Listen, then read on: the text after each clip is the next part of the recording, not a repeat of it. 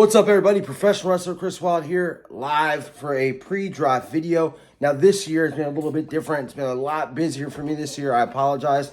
Normally, there's tons of draft content on this channel, including highlights and watching highlights of some of the top guys that I want in this draft. It is draft day. I'm going to do a reaction video, but I want to get some of the guys out that I want, and one particular guy that I don't want.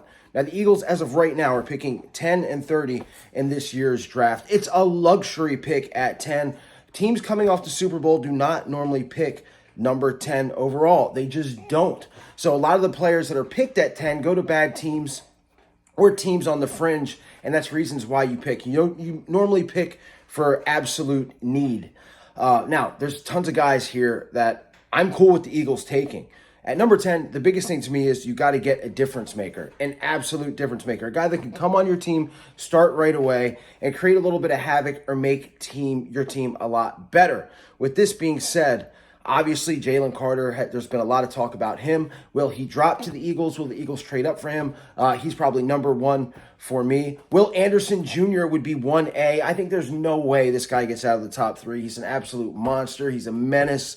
He's everything you look for in a defensive player, and I think he would make this defense absolutely awesome. Tyree Wilson, another guy. Imagine having two Hassan Reddicks on your team.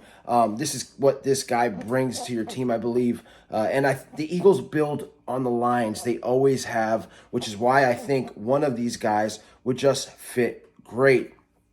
Now, after those guys, before the Eagles signed Bradbury and Slay, I would have said Gonzalez or Witherspoon. I don't think it's an absolute need. And like I said, you want a guy that can come in, create an impact right away. I don't think those guys would. I wouldn't be mad if they were picked.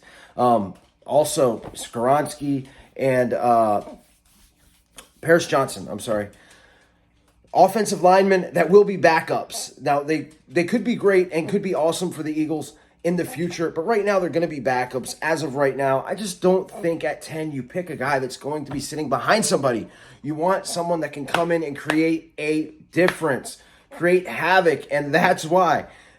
Not Paris Johnson, even though I wouldn't be mad. Not Skoronski, not the corners. The next guy after the defensive players that I named, I'm looking at, and his name has been all over Philadelphia sports talk radio, all over the internet, all over the socials, and that's Bijan Robinson, running back out of Texas. This dude, again, he's going to make some team better. Most of the time, and you'll hear this, you don't pick a running back at 10. You just don't do it. You don't do it for financial reasons. Look at teams that have picked running backs high up. You think about the Giants with Saquon. You think about the Cowboys with Ezekiel Elliott.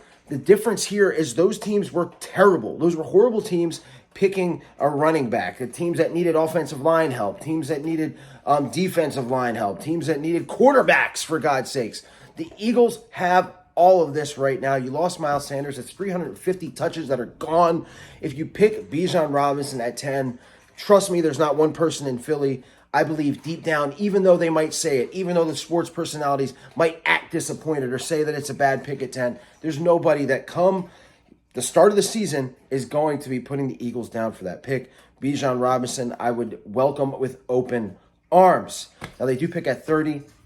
Tons of guys should be around that. Brian Branch, safety, I would love the Eagles got him. Chancey, the defensive tackle, would love the Eagles got him. And then if the Bijan thing does not happen, which, again, I don't think it will because the Eagles pick through the lines. It's just what they do. They've always done it. I just don't see them picking. Bijan's not a Howie move. It's just not. With that being said, Gibbs at 30 out of Alabama would be another awesome pick. The Eagles have a need at running back. Rashad Penny has not played over 10 games healthy, so in a season. So you have to have somebody else there that's going to take over. The running game is a huge deal for the Eagles. Other than that, there's one guy that I will be absolutely disappointed if the Eagles pick. There's only one guy in this draft that if the Eagles pick, I will lose my mind. It'll be like Jalen Reagor 2.0 for me.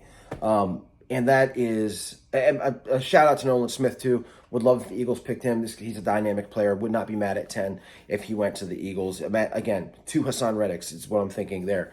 I do not want Luke Van Ness. I absolutely don't want Luke Van Ness. Please do not, out of Iowa, DT, I do not pick Luke Van Ness, Eagles. Please, Howie, do not do it. It's the one guy that I just don't want. He uses a lot of power to push guys around in college. These are tiny dudes. These are not guys you're going up against in the NFL. It's not gonna work. I don't want him. I absolutely don't want Luke Van Ness. That will make this draft. Even I don't care who they get at 30. If you could draft Luke Van Ness, it's just gonna make the night miserable for me. Please do not do it. With that being said, I want to keep this short. With that being said, the thing to me is, I heard on the radio someone say the Eagles were in the Super Bowl because their lines were great. That's what won them. Great offensive line, great defensive line. The offensive line is going to be great no matter what. The defensive line, I think it's not going to be a 70-sack defensive line if it doesn't get Carter or if it doesn't get Will Anderson Jr. However, what made the Eagles win the Super Bowl was adding a dynamic player like A.J. Brown, was like adding a dynamic player like Hassan Reddick, drafting a guy like Schmitty at 10. These are the moves that made the Eagles get to where they wanted to be. And then an offensive game, again, if you pick a dynamic offensive player at 10, nobody, come the start of the season, is going to be shaking their head. With that being said, guys, I'll see you guys at the draft. Everybody stay safe, stay healthy, go Birds, and I'll see you later.